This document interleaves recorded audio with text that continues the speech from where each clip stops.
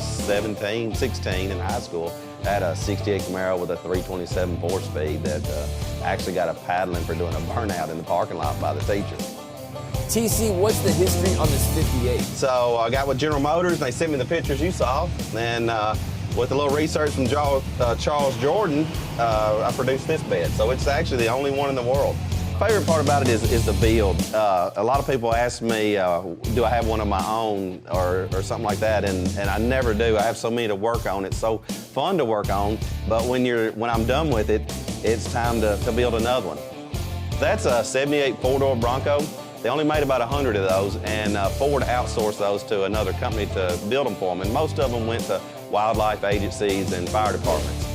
We're going to put 10 inches of lift under it, Cummins turbo diesel, Allison 1000 transmission, Dana 80 rear axle under the back, and a Dana 60 in the front with hydraulic steer assist. So it's going to be a monster when I get done with it.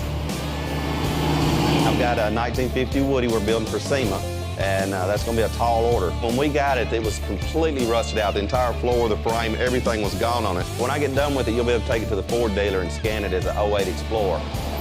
I've had an awesome time hanging out here at Bay 1 Customs, and TC just pulled me aside and showed me his latest project. It's based on a Model T, but up front is when it gets interesting. It's gonna have 4 shovel heads.